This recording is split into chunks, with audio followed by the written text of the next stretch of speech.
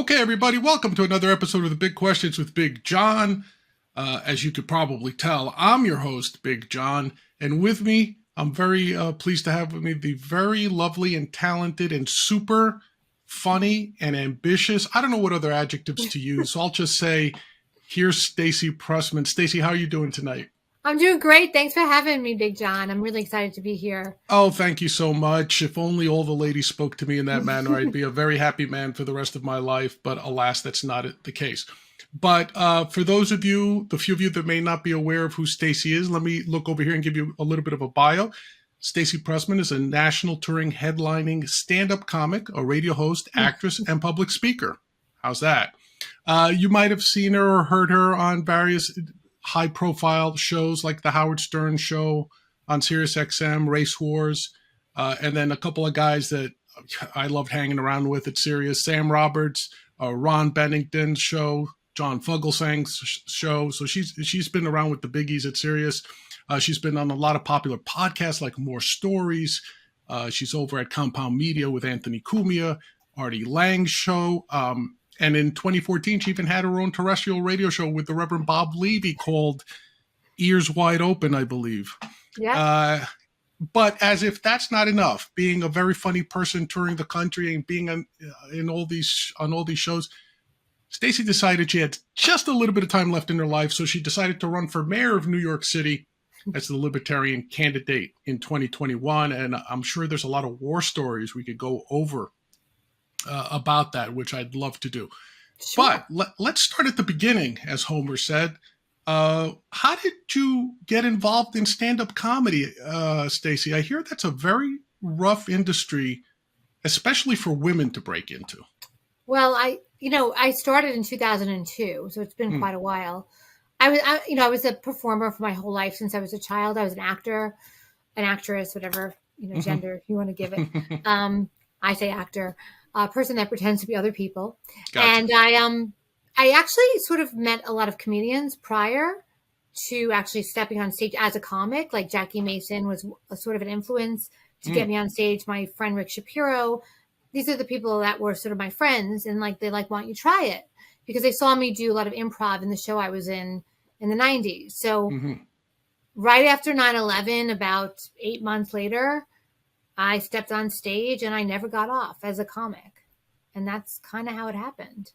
Wow. So I've heard some other female comedians, I think like Sarah Silverman and maybe Amy Schumer, I think at one point or another, say that they really had to fight through this almost glass ceiling of female comedians getting paid less at the clubs and having a rougher time booking slots and booking time. Did you run across that, or did you feel that you were treated fairly in your experiences, especially coming up?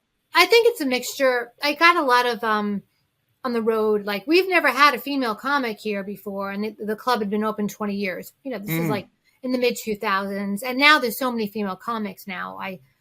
Hundreds. And they're very funny. So I think there was definitely a block of females. A blockage towards female comedians back then more. And, I think it's opening up a lot more. There's female-run clubs, female bookers. Basically, funny is funny. So if you're funny, you'll get booked. If you're not, and I'm a person that believes I don't care your race, gender, nationality, whatever. If you're funny, that I'll book you. I don't like casting on types for a stand-up. I just like funny people. So that's me personally, Right. Well, comedy is super subjective, right? Like more so perhaps than some other things in life. My wife and I have been married for 30 years. I don't think we've laughed at the same thing once. She has her sense of humor. I have mine. We get along great. But when it comes to who laughs at what, two completely different things, right? Right. So in that sense, let me ask you this. Like, certainly for someone of my advanced years, I mean, I grew up with the George Carlins, with the Richard Pryors, when I was a kid, and listening to Red Fox. And so to me, free speech and absolute free speech is super paramount in every aspect of life, but especially in comedy and stand-up comedy in particular. Now, I'll be the first to admit, I'm not a stand-up comic. I love stand-up comedy as an observer, but I don't have the goal to get on stage and be funny. I mean, I can consider myself a comedy writer of sorts, but Mhm. getting up on stage, I'd be terrified. I give you all props for getting up on stage, right? But one of the things, obviously, that a lot of people talk about that anyone notices is this move to censor comedians on stage, Mhm. and not just to censor them, because that would be too overt, right? You can't say these are the 7 dirty words, you can't use them, blah blah blah. But it's more like, okay, go up, but if you say something offensive in a nightclub especially, we're going to make sure you never get work again. We're going to make sure, if you don't live and portray the right image as a comedian, you're never going to get work again. And nobody's immune to it, right? Right. Even Chappelle. Now, he was probably the one that withstood it the best, right? Because of his stature. Maybe to a lesser extent, Louis C.K., even though he was sidelined for what, a year or two, right? But for other reasons. Yeah, but you're right. But it didn't help that his act was also not, like Jerry Seinfeldish, right? But do you feel that's still the case? Is it getting worse? Is it plateauing? Is it getting any better? What's your opinion on that? I think there's awareness to this issue, and so many comedians talk about it. And I think there definitely is sort of like a support amongst other comics for free speech. I'm very much a belief in free speech. One of the first shows I ever produced when I was a newbie was with some of the best comics that are on the road. I mean, in the world today. It was like 2004, 3, and it was Jim Norton, Patrice O'Neill, Rich Voss. I used to do the show called Great American Trash Bash. Freedom of speech, the ultimate. This is before, and I believed in free speech as a very new comic, because I think that there's no other thing more freeing than stand-up comedy. Like Lenny Bruce, he was in jail for saying bad words, Right. And I think there is a cancel culture, obviously. And I think there is a backlash against I think the awareness of the cancel culture within the comedy community has gotten very strong. And I think, the comedians are supporting each other in that backlash. So we're kind of like rising above, so to speak, as best we can. I think in certain circles, like there is that more cancel culture type situation. But I think for most of my friends here in New York, we're just like going for it. We're saying what we want, doing what we want. I think the New York City clubs are supporting us as well. I don't know, and clubs on the road as well. So I'm hearing different stories. There are shows I will get hired for where they'll say, be clean, or don't talk about divorce, because these are private shows, for instance. Right. But when it comes to the general consensus of comedy clubs, I think that it's kind of a mixed bag depending on where you are, what club it is. But I find in my circle that the comedians are very supportive. A lot of them are from the same radio genre that I'm from. And we're just kind of like, go for it, say what you want, and we're here. It's funny you mentioned some of those guys, Voss and Norton and Patrice and all those. I mean, you literally just recited the murderer's row of cringe comedy, as far as I'm concerned, right? They're great. Yeah, amazing. and amazing guys. And you're talking, I think we're probably weaned in the same area of radio, the Opie and Anthony area, the Ron Bennington area, the Howard Stern era. So, I think we're kind of aligned, perhaps, in our comedy leanings and appreciations. So one of the things that I was trying to think of when it came to something like this is, yes, private shows, you're absolutely right. If you've agreed to work clean and then you don't work clean, all right, you should get some flack over that. I don't know that you should be canceled, but yeah, you agreed to do a clean show. You didn't do the show. But the girl's got to earn a living, hey, we all do, right? So, but to the extent that, it's not just it's not necessarily the clubs. I'm wondering the culture in general, Stacey, when someone says, you know what, I'm going to go out for a night of the town. I'm going to choose to go to a nightclub that I know people are going to try to make me laugh. Some will work, some won't. But I'll walk away offended, and I'll walk away complaining and file a complaint and take it to the press and go to blog. Before the show is over, I'm blogging on my iPhone. This comedian is anti-woman, this comedian is anti-gay, or whatever the case may be. why are we sensitive? This is like the worst Orwellian nightmare. It's not not the place. It's John. It's not the place. There's places to be offended, so to speak. Like right. if someone's rights are being taken away and they're not able to get a job because of their race, color, creed, whatever. I get that is a situation where their livelihoods are. But a comedy club is the safe. I don't want to use the word safe space, but it's the place where we can be offensive, so to speak, or not offensive, or just say our feelings. Oh, this is my point of view. I mean, I had a complaint once from a customer that I talked about divorce at a baby shower. I was hired to do a baby shower. Right. This is a couple years ago, and the jokes were funny, but they were like, how can she talk about divorce at a baby shower? Right. And it wasn't like I'm saying you're going to get divorced. I was talking about my divorce. This is my story. I was just told, they knew my act. Right. But, that offended them because maybe it brought up some issues or whatever. I don't know. Right. Not my responsibility, right? Right. I was clean about it. I wasn't dirty. And I followed the protocol of what I needed to do for the show. Right. But, my reality shouldn't offend somebody else. And so in your reality should offend. If I'm telling a story and I'm not doing a call to action like kill women or do this or, kill people of color. I mean, that's one thing, but I'm just talking about my experiences or what I went through. It shouldn't have, to get offended. It's very selfish. It's very self-righteous. Yeah. I don't know. It's a weird, and the in the form of stand-up comedy, it's the one place left for true freedom of speech.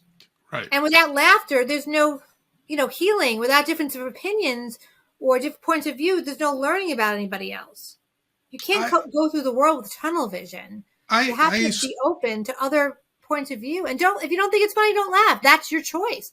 Not to laugh or just leave. Or leave. I didn't like a comedian. It's more offensive to go to a comedy club and not laugh. Like, I just, I remember before I did comedy, I'd go to a stand-up show, pay $20 for it. And like, this is, I don't care what they said. They just weren't funny. Like, that's offensive. I just spent $55 at this comedy club, maybe more, with the 2-drink minimum. And that person wasn't even funny. Never mind, my moral dilemma, which I never had. But, that to me is offensive. Be funny at least, if you're going to be any way. It's so funny that you brought up that sort of, one of the things that, first of all, George Carlin, I remember one quote of his was that it's the job of the comedian to figure out where the line is and then purposely step past it. Mm-hmm. And then Patrice, R.I.P., said at one point, the comedian's job is not to make everyone laugh. If I'm doing my job as a comedian, 50% will be laughing, the other 50% will be horrified. And Patrice thought that was his job when he got up on stage, right? So I agree with you. Free speech is lost on the college campuses right now. So truly, the only place where free speech, where people can be stimulated to think, to examine their own beliefs, to look at the reality of the world, to face the horror of the world, even paradoxically in a comedy setting, is the stand-up club, is the stand-up comedy to a large degree. Right.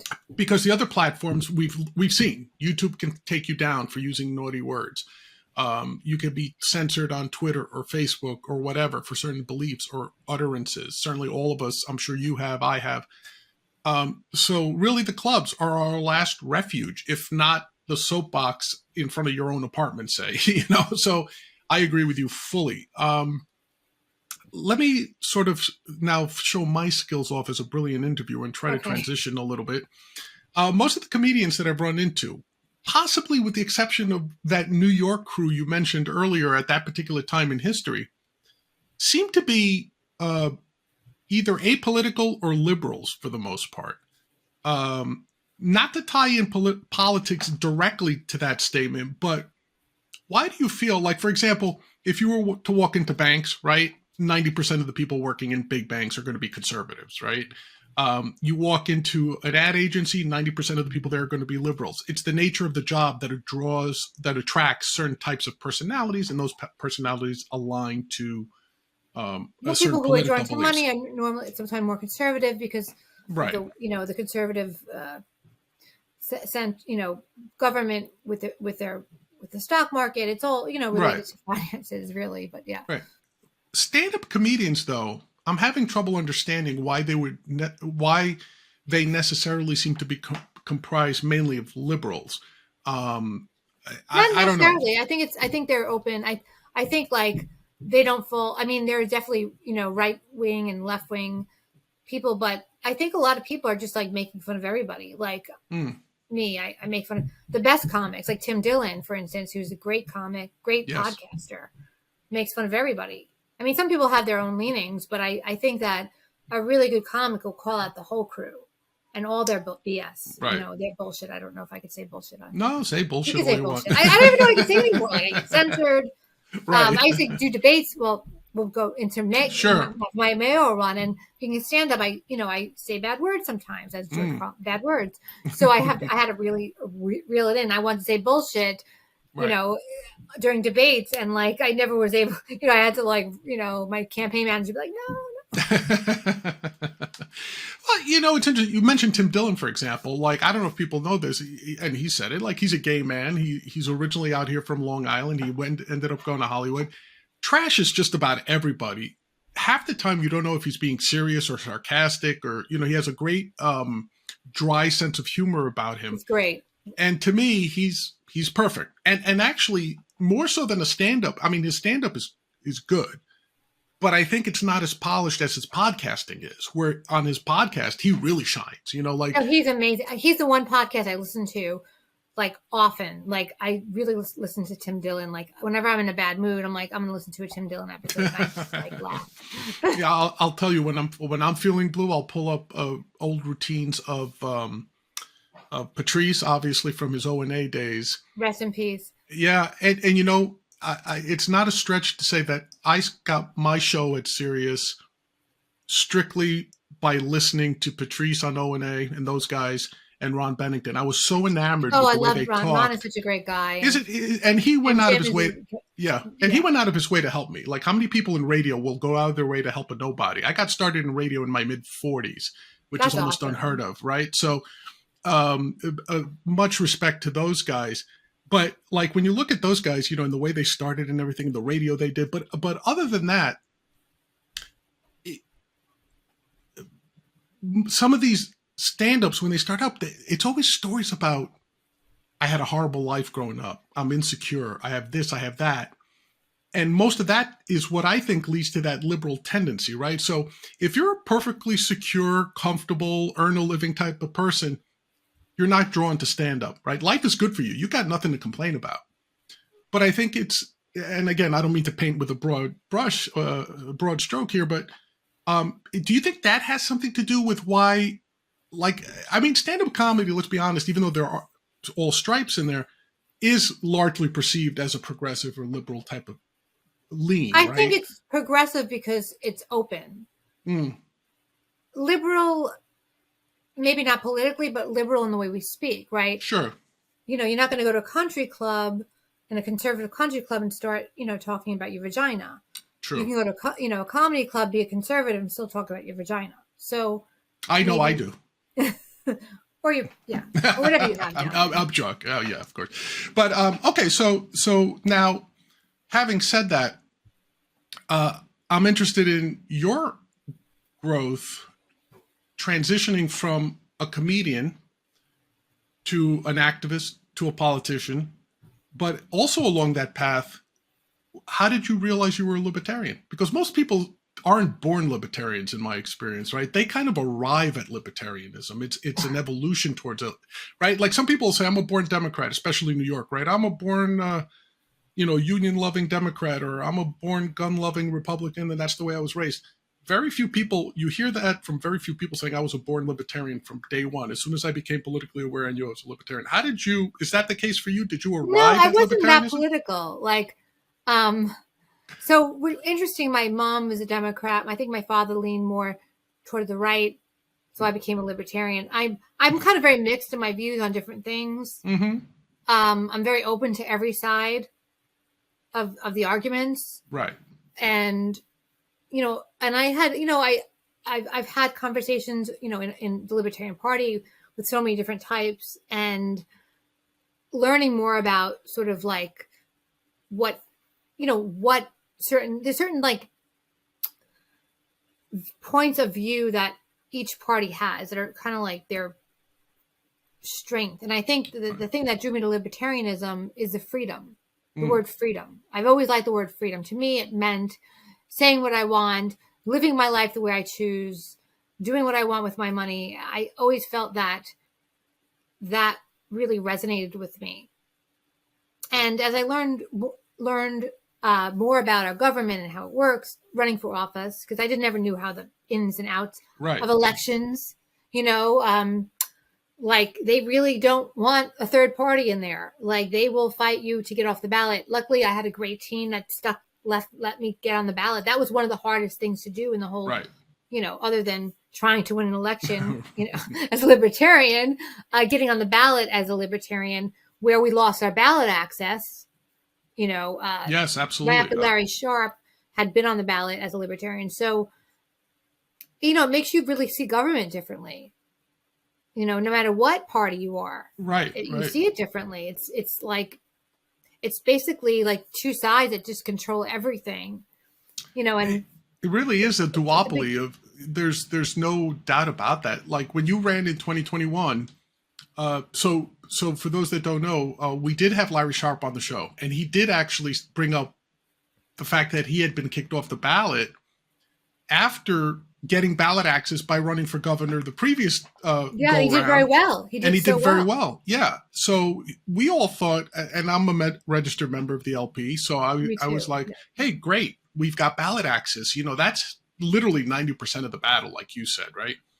And the next thing I know, it's like Larry was on my show complaining, like saying we just got kicked off, Big John. And he actually said it's actually more difficult to get on the ballot in New York than it is to get in Russia at this point. Yeah, I mean, really, that was the hardest. I mean, just to get on the ballot and Paul, my campaign manager, was like amazing. Like he fought for all the candidates. He was like, he knew exactly how to do it. He was great. We had the signatures, and that was a big leap. That was very hard. And I don't think anybody understands that is the hardest thing to do. So give the folks a little bit of a taste. Like how many signatures, for example, do you need in New York City to be on the ballot? 30,000 or maybe more. I don't remember. And it was during COVID. So no one's coming over to you. Right. 2020, 21, signing and you only have a few weeks to get them too.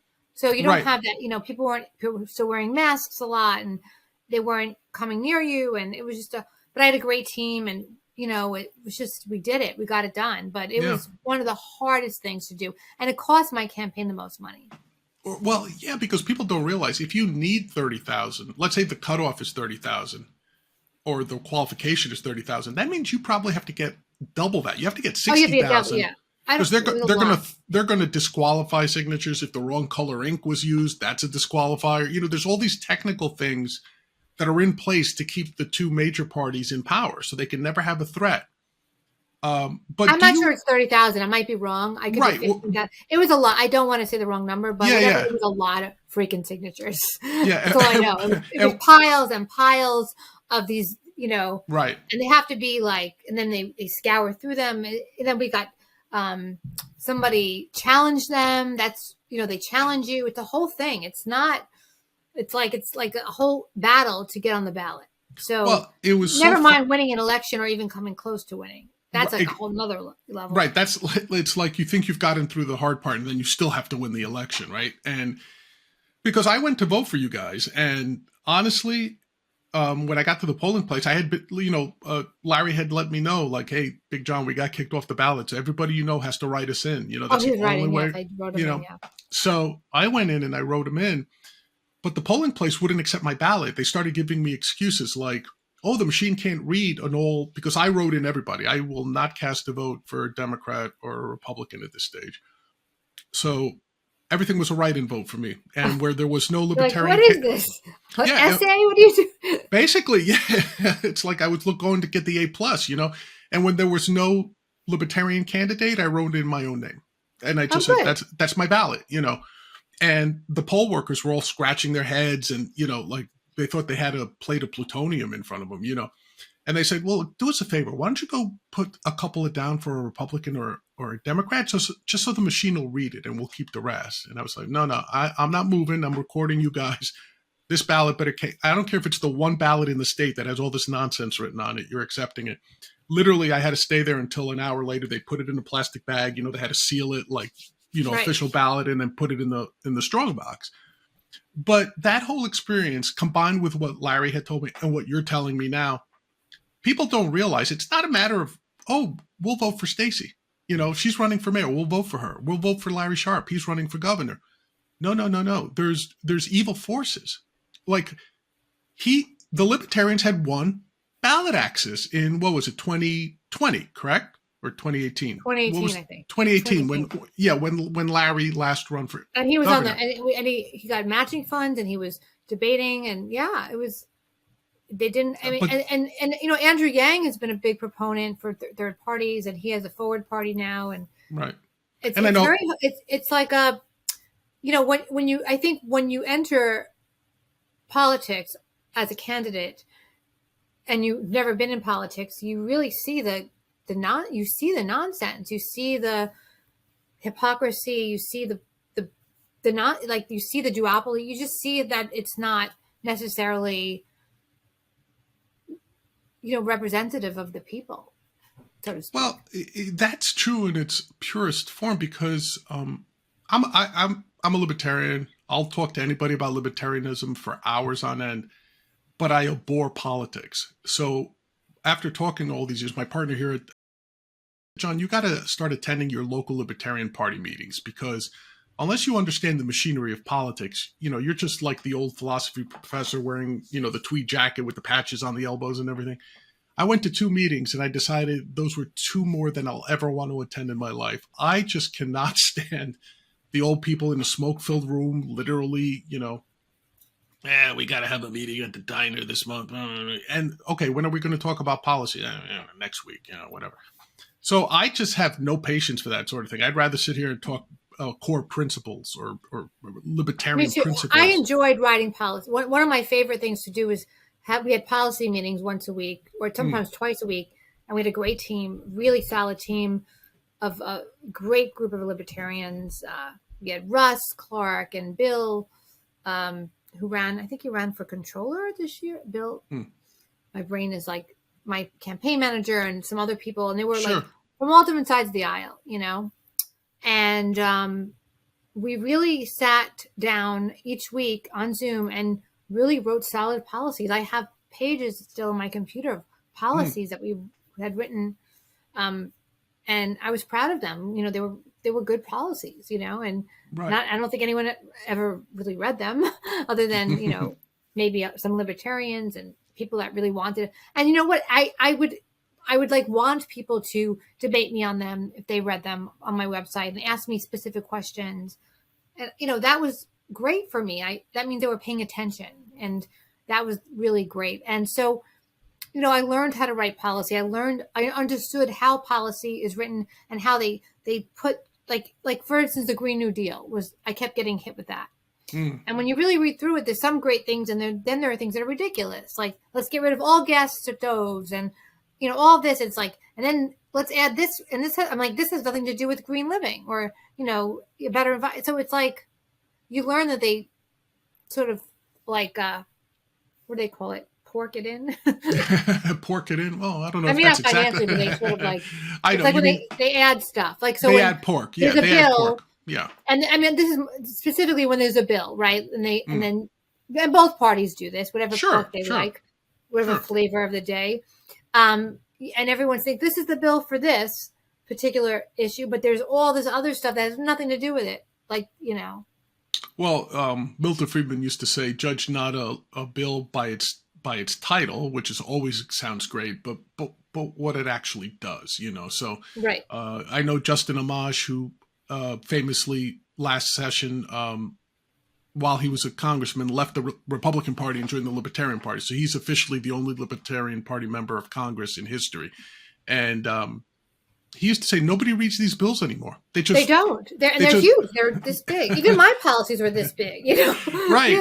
Like you can't even carry them. Right. People read the title like the 9/11 Heroes Fund or something, and they're like, "Well, everybody's got to be for that." You got to be for that, or else you're anti 9/11 heroes and you're a piece of crap and you should die. Exactly. And then you got to vote for this. And then you read through the thing. It's like unfunded mandates, and we'll be paying the grandchildren of these people no matter what, and and nobody. And Amash was just saying, guess what? Can we read it? Can we vote on it? Can we get a week to? Who read this overnight?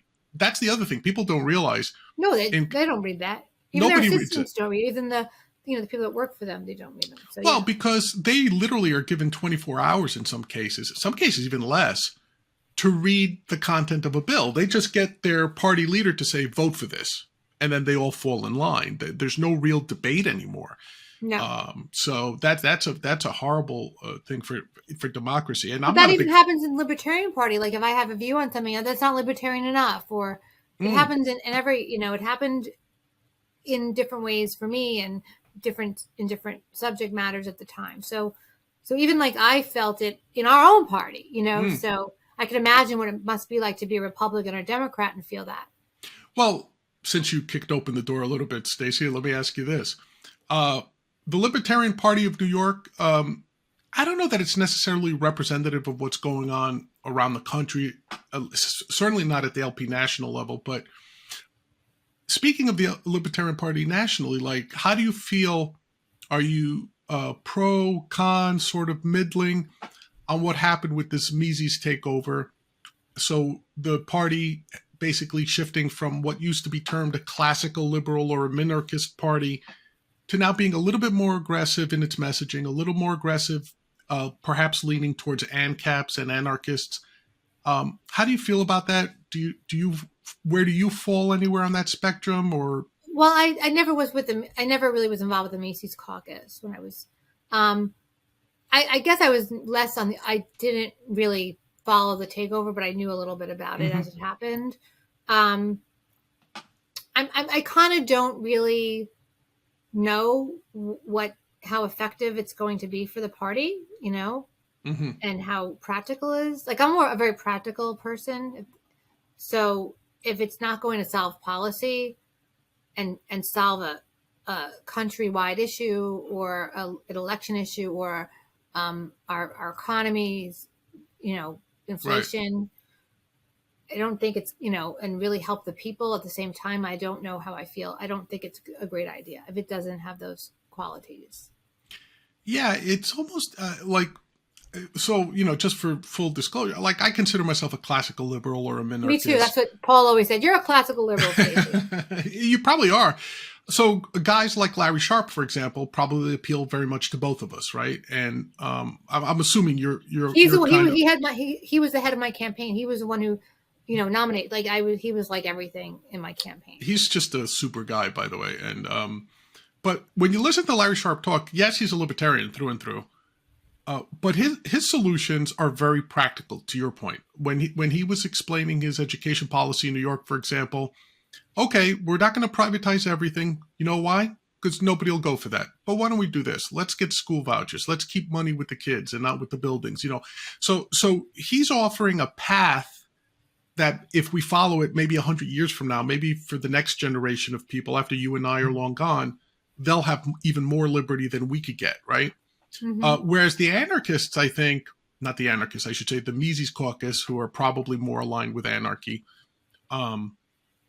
want things now. They're tired of waiting, and to some degree justifiably. They could say, look, the last 3 election cycles, we had great opportunities, especially on the national level. The Libertarian Party did not take advantage of it. And I think things came to a head with COVID. They felt like, hey, we should have been out there protesting mandates, protesting masks, protesting everything. And it's not that I have a problem with anarchy, Stacey. I think intellectually it's the logical conclusion of libertarianism. I just have a problem with its implementation. I just don't think to your point, it's a practical philosophy, just like communism. If you start telling me we should all share things and teach according to its needs, and all that, Yeah, that sounds great. But we all know human nature prevents that from happening, right? So Mhm. that's my issue with the Mises guys. Plus the I fact that really don't know. I've been out of that scene. Like, I don't know what's going on nationally for a long time. they have I stayed out of it since my election. I didn't, and I'm not just yeah, saying that to be political, like to yeah, be yeah. like, I got you. I, I broke my ankle and had some personal stuff. I Hmm. stayed out. After my election, I kind of took a break and just like shut it down. Well, you need to recharge, right? I mean, Yeah. it's not like you have to be on all the time. So, um, well, hopefully, I'm not draining you by talking about this No, I'm stuff. enjoying the topic. It's nice to come back to and talk to. I needed a break Mm, from politics for a while. yeah, And people thought I ran for like some career move, like like she's a comedian. I really didn't. I ran like it hurt. Like I didn't book anything. For those a year, like almost or not a year, right. but like I barely did shows where I would do them all the time. So it kind of hurt some stuff. You Yeah, know. I think the people in general don't understand that when you run as a third party candidate, you're taking not just a time hit, a family hit. You're taking a huge financial hit. Like again, talking to Larry, he was like, "I had to shut down my I took a huge consultant financial business." hit, yeah. Yeah, and to your point, if you didn't book for a year, that's your income, right? That's your livelihood. And you're saying I basically didn't get And I didn't work. I didn't really you work. didn't work. I barely worked. Yeah. I didn't That's work, crazy. That's crazy. I did very little like other kinds of work. I do teaching sometimes and lecturing, and I Hmm. hadn't done, so, trying to get back into something, and COVID hit. Like my reaction to COVID was to run for mayor, sort of. It wasn't the only reason. I had wanted to do it for years, but it Right. was kind of the time, okay, everything stopped. Now I could do it. It just felt right. And I asked Larry, and then it went from there. But it was kind of a strange course of events. It was like, I was thinking about it in 2015. I actually said it on on the show that I did with Bob Levy, Hmm. Ears Wide Open, back that far ago, that long ago. Hmm. And then it just sort of happened in 2020 slowly. And then I kind of did all the paperwork. And by 2021, I was, running a campaign. Right. And since you brought it up, let me ask you this: what would have been the Stacey Prussman response to COVID in real Oh, I time? had a whole, you know, after like sort of things settled down at I would have opened things up safely. Um, we had a grading system for people that, so if you don't feel safe, you want to go to, just like they have the ABC, we had a grading Hmm. system, how safe something would be, by standards of the health department, whatever that might have been. Right. Um, so if people were afraid, they can go to a business with a 1. If it was, to 5, we had a whole Right. grading system. Right. It was, the mandates was, if the business chooses to have a mandate, they can have a mandate. It was between the person and the business. Right. So if you want to go to a mask business, go. And the people are still having, are mandating in their own businesses, and that's Right. their priority. You don't have, Correct. my doctor's office, I have to wear a mask to this day. Right. Yeah. The sushi restaurant I really like in the Hamptons, they wear masks. The people don't wear masks, but the sushi chefs are wearing masks. So I thought that was interesting. Certain Yeah. businesses, I see certain buildings have their doormen wear masks. Certain businesses, all the employees are wearing masks. So I don't know, if that's the choice of the employer. Right. Personally, I would go nuts. I wouldn't. I can't. I mean, I was wearing a mask at a school I was teaching at, and it was like I'd come home with sinus infections, and I would Mm. get my glasses would fog up, and it was like. But this is what was interesting about it. Mm. This is where it gets weird. So you wear a mask, right? Everyone's wearing a mask. The kids take the mask off. They sit at the lunch table like this, like shoulder to shoulder, no mask, eating. Hmm. Sneezing and coughing all over each other. As The kids masks do. go back on. So I'm like, you have to be consistent. If you're going to do this, you better like do the 6 feet. And, Yeah. it didn't make any sense.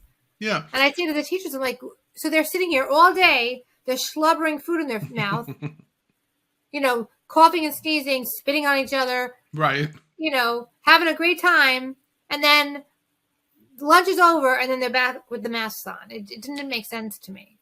It's kind of, and one of the reasons I didn't believe in federal mandates. Now, again, in full disclosure, my background initially was in biology. My wife is a microbiologist, so we kind of went along with, this is a pandemic, it's contagious. We prefer to, if there's a vaccine, we'll probably end up taking the vaccine type of thing. I was never in line with mandates. I never thought anyone should have told anyone when to shut down, when to stay home. Like literally people dying, and you can't go visit your loved ones in the hospital or something like that. It became like a fear. It became very fear based. Yes. It was like no one knew how to control it. It was crazy. Well, that's where the politics came in, right? Republicans were saying this is a hoax, and Democrats were saying you guys are anti-science, back and forth. And depending on where you were in the country, both of those sort of polar opposites resonated, right? In New York, we got hit hard.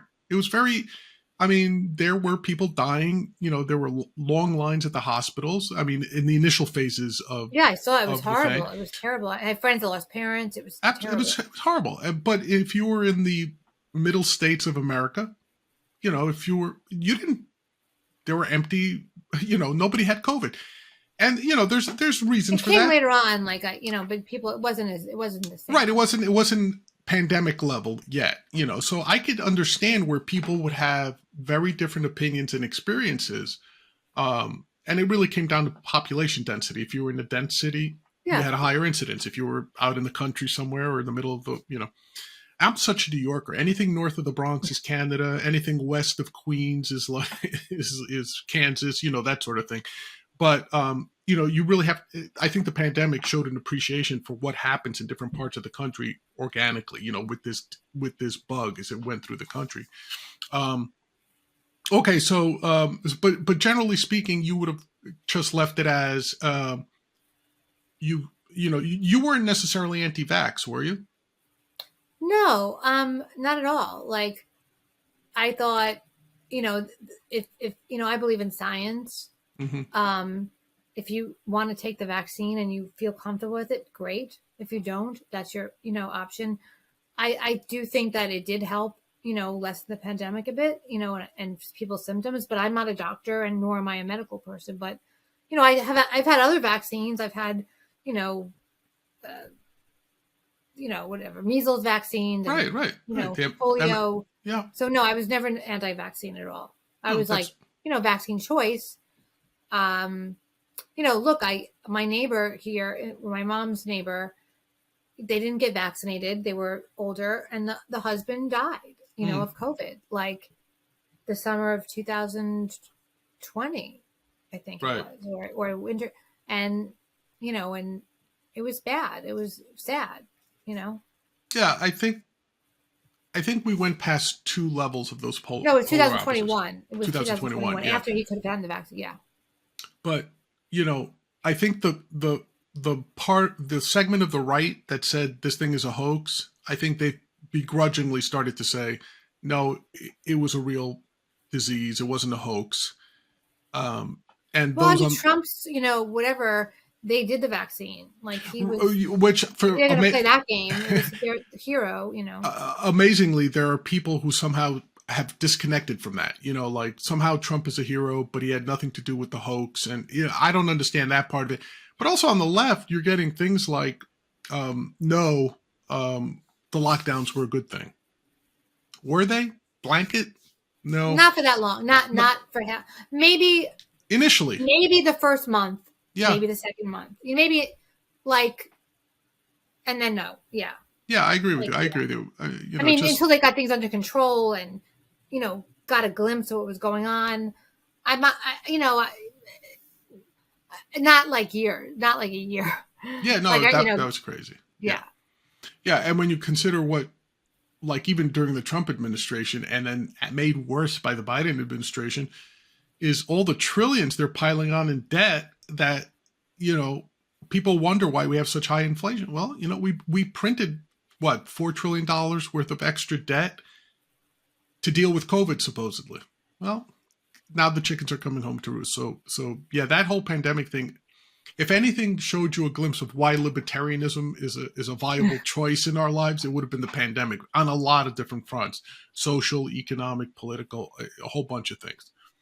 All right, Stacey, that was a good conversation on that. All right, so now I want to get into the part of the interview that I call Uh-oh. silly questions. So I'm going to fire Good. these out at you.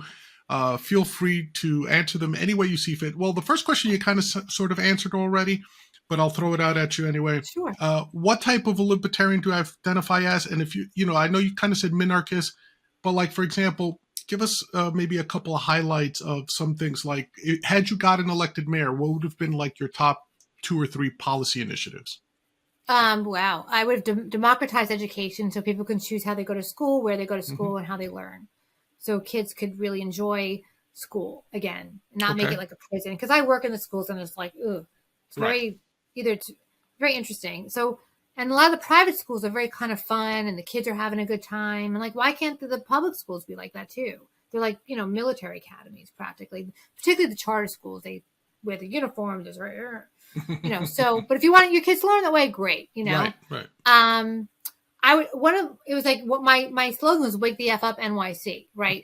So New York used to be the city that never sleeps and it fell asleep. Right. I wanted it to have nightlife again, like people, opening more restaurants and, having more, the arts come back. And I felt like as an artist and as someone who's been an actor and a comedian, like I see sort of like there are pockets of it, but we need more of it. So I would have really focused on the culture because that brings in tourism and that brings in money. I agree with you. I mean, I'd venture a guess that you're not a day over 29, but I've certainly been around a lot longer, and I Probably do remember. Not, but thank you. But I do remember the days when New York City really was a wild, interesting place. I remember being a teenager and walking around Times Square when there was way before Disney, way before. Me too. I remember, redeveloped, right? And I mean, yes, it was dangerous. There's no doubt. But the characters you would just see on the subway were incredible. And New York City, to me, now has lost that. It's become so sterile. The pandemic helped that along. But I mean, there's two things. It's very wealthy. Like it's like the apartments that were like 1 million or like 5 million, right? So, or a $500,000 apartment is now double or triple that. Right. So like the middle class can't even buy a place. Rents have gone skyrocketed because the interest rates have gone so high, people can't afford to buy, so they're renting, right? So where a studio apartment for an artist would be like $1,500 to $1,800 is now like 28 to 38, maybe more for a box, so that we're losing that. Like we're losing the artists, the people that are not, mega wealthy or working in financial tech or, we're losing that kind of like soul. You can't control that, but it evolved into that, right? Sure. Yeah. It's a composite of a lot of, I used to do a bit called Things I Hate When I Leave New York. And one of the worst things I hated was when you leave New York, you're in the middle of the country, somewhere like Kansas or something. People are perpetually nice and peppy to you. Good morning. How you doing? They always have a smile on their faces. And as a New Yorker, I would just grunt at them like, where's my coffee? Get out of my way. Like I'd be half asleep in the elevator heading to a meeting or something, And unfortunately, I think that's sort of what used to be out there in my view is now in New York, that everyone wants New York to be New York, but nicer. They want it to be New York, but, toned down. Yeah. Toned down, not as nasty. And the part of what made a city like New York so great was all these different people, all these different personalities in the same melting pot, bouncing off each other.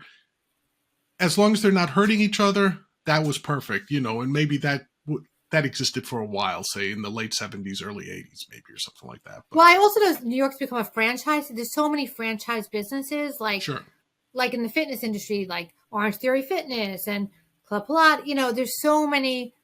Like we have Targets now. It's like we never would have. We never really. I remember when Kmart came to New York, it was like, oh my god, I can't believe.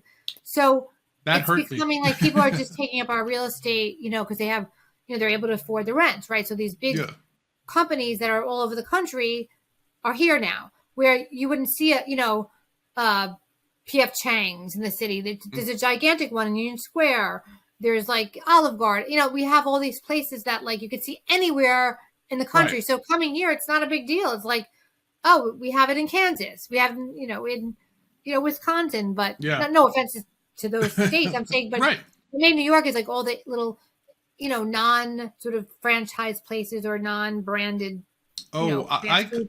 I come very close to violence when I see someone order Pizza Hut or Domino's in New Oh, York especially in New City. York, In right? New Like, York City, yeah. Look, when I'm on the road, I'll order from them just because if they're the only thing open at 10 o'clock or whatever, obviously. oh, But if you're in New York City, I don't care what time of day it is or night. If you're ordering Domino's or Pizza Hut, you need to be shot. Like there's probably a better pizza joint no more than 10 minutes in any direction that you head. So that's an anathema to me. It's an infamy. I can't tolerate that. Okay, transitioning on food. What's your favorite comfort food when you're all stressed out and everything? What would you like to sit down and sort of pizza. pizza? That's it. Pizza. Just plain old pizza or any Just special type of plain, way? like a nice slice of pizza, like a plain margarita, or a margarita. That's like, like a Yeah, plain, triangle. a triangle cheesy slice. Actually, my Perfect. favorite pizza place in New York just closed. Lenny's Pizza, that was on 86th Street in Oh, Brooklyn, that was in the movie Saturday Night Fever, closed like last week. Or 2 weeks ago, was it? That I went to the closing of it. Yeah. yeah, those old places are going. My place growing up in the Bronx is closed, and it was funny because I found out later it used to be Larry Sharp's joint too. Oh, what place is it? Pugsley's. Oh, Used to I've be, heard. Yeah. yeah, it used to be near Fordham University, and that was. I mean, I practically live in there when I went to college, but yeah, that ended up closing down, I guess, because of the thing. But Oh. yeah, it's sad, when those old. I mean, I understand the economics of it, and being a pure capitalist, hey, businesses fail, new ones take their place, but it still doesn't mean you have to be happy about it. Some people, the place closed because the guy retired, and Hmm. he just, I don't know, maybe they had the building, they sold the building, and they made a few $1 million. You don't know. Yeah. Yeah. Oh, also Politos in Astoria. If you ever Oh, go to okay. that joint, I used to live in Astoria. Yes. yeah.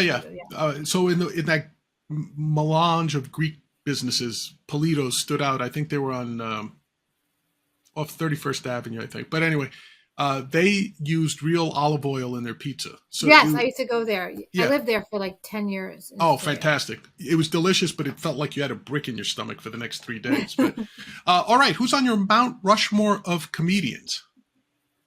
Oh, wow. I never thought about that. My Mount Rushmore of comedians. So say your top 4 or 5 comedians. Lenny Bruce. Okay. My friend Rick Shapiro, who Okay. he has, and Joan Rivers. And Joan Rivers. Okay. Mm-hmm.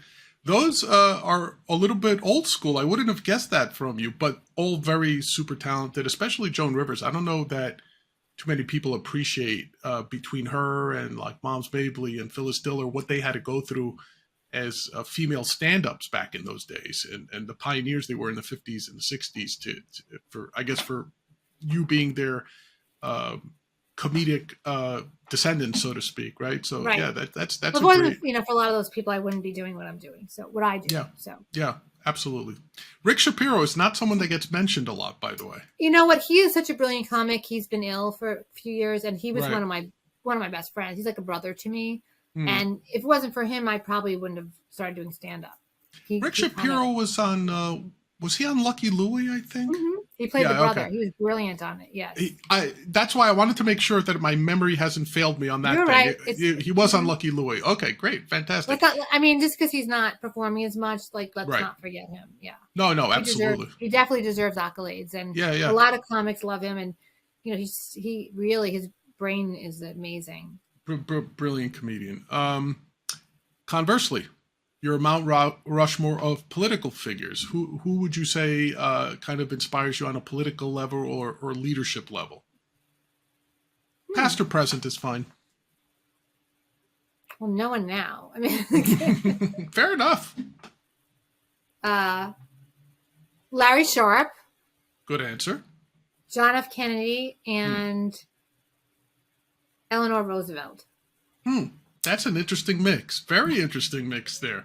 A little bit of everything, I'm very eclectic in my views, like on different things, like pull from different, There's absolutely nothing wrong with that. We don't need to be monolithic in anything. right. So, There's nothing about me that's like bottled, so let me see if I could break that down a little bit. Larry Sharp, obviously, because you know him and he helped out and he's a good libertarian, a practical libertarian.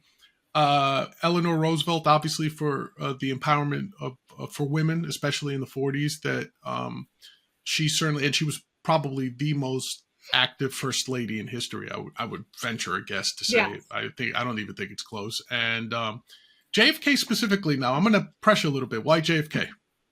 Well, I think he, whenever people talk about him, he made the country feel good. Mm. And I think we need that. So is that spirit of Camelot that you really? Yeah, like we need something like that. Like excellent. Yeah. Well, sometimes we just need to feel good to do better. Yeah, well, certainly one of the jobs of leadership is to inspire. A good leader inspires, even if they can't do something themselves. They can inspire others, So that's certainly a valid quality. I think, and I always hear old timers, like people talk about him all the time. Mm. Well, certainly, there's no doubt that whatever you think of him politically, and I have mixed feelings about Kennedy, honestly, with some of the moves he made. But the one thing I can't deny is he certainly inspired a whole generation and maybe two generations of youngsters to get into public service, whether it was the Peace Corps or to go into education. I mean, when we talk about the liberal takeover of universities today, the way we experience it today, a lot of that probably occurred because of Kennedy, both John F. Kennedy and Robert Kennedy, because they inspired young people to get into positions of influence of other future generations. And that primarily took hold in things like the Peace Corps, but it also probably included the college level, the professors and folks who said, hey, we're going to try to inspire the next wave of students and the next generation of leaders. So I'm not a big fan of his politically, but in terms of that inspiration, there's no doubt I could definitely see that. Okay. And the final silly question is, if you're by yourself, door is shut, no one's watching, no one's listening, who do you play air guitar to? Oh, wow. Oh, definitely Kate Bush. Kate Bush. Okay. Fair enough. Oh, I sing. I was a singer, so I just will sing. Oh, I did not know that about There's you. There's nothing private about my, I won't. I'll open the door and sing. And a little Tori Amos too, but I will sing Kate to the door, to the cows come home. So or they might actually come home if you sing at her register. So do you do that scene from Risky Business, the Tom Cruise sliding into the with the fake microphone? No, I sing. I actually did a cabaret show a few years ago. I mean, I do sing. It's like something I do. Yeah. So, okay. I'll vocalize a lot, and if I don't disturb the neighbors, because it's New York City and, but I love singing. Like I will sing all the time. Like music is always in my head. It's always in my head. Yeah. That's great. I'd love to hear something like that. I would have if I didn't do what I did, I would probably have tried to be in a rock band. I was in a rock band in high school. I would have tried, been in like a pop music band or something. And finally, how's our friend, the Reverend Bob Levy, doing these days? I haven't seen Bob in a while, but I hope he's doing great. I haven't seen him in a few. Oh, really? I see him online. I'll say hi, but I haven't really seen him in a while. I think he's doing well. Yeah. Good. Because I do catch him as part of Shuli's podcast. I like often. Yeah. Yeah. So, but he seems a lot healthier to me now. I don't know, just visually. Yeah. He seems like he's. Yeah, he just seems like he has more of a spring to him than a couple of years ago, I would say. But well, that's good. Okay. So, Stacey, thank you so much for coming on the show. Thank you so much for having me. Well, I really appreciate it. I know we had a little bit of back and forth trying to get a time set, but I'm so glad we finally arranged it. And please let everyone know, do you have any gigs coming up? Is there anything you want to promote? I do have a gig coming up, which I have to do a little read for, Sure. Not here, but for them. Let me read what I have. I have something in, I have, a bunch of gigs in the city, but so I usually tweet them out as they come along. I've been dealing with a move, so it's been a little crazy, but I do have a gig dinner and comedy at the Keystone Stage in Oliphant, Pennsylvania. I'm headlining with Mike Quinn featuring, and I'm being supported by Joe Galletti and Matt Silvestri, and Evan Weiss is hosting. Tickets are $30 online and $40 at the door, and can be bought at thekeystonestage.com. The event is BYOB, that bring your own booze or boobs or bobs, or both. maybe. Or both. Or both. Or both. Yeah. Doors open at 5, dinner at 6, show at 7. Awesome. Hopefully everyone will immediately rush out and purchase a ticket to go see Stacey and her cohorts. Stacey, you mentioned your Twitter handle. Can you give that out for the folks? It's Stacey Prussman on Twitter, Stacey Prussman on Instagram, Stacey Prussman official on TikTok. I just joined TikTok. So follow me, subscribe, all that stuff, StaceyPrussman.com. And I usually tweet out my gigs or Instagram them, which I think is more effective than Facebook. I have 2 Facebook pages and a page, and I'm like, my Facebook is all over the place. I have 2 Stacey Prussman regular pages and then one whatever fan page, but I try to post everything. Okay, that's fantastic. We all have to be on social media, so everyone go follow Stacey. She's a wonderful follow. She's obviously a very bright and interesting person. So Stacey, once again, thank you for joining us. Thank you. And everyone, thank you very much. I appreciate the time and I enjoyed our conversation. Oh, that's awesome. Thank you so much. Everyone else, please join us again next time for the Big Questions with Big John, when someone else almost as interesting and lovely as Stacey will be joining us. Until next time, see you later, America.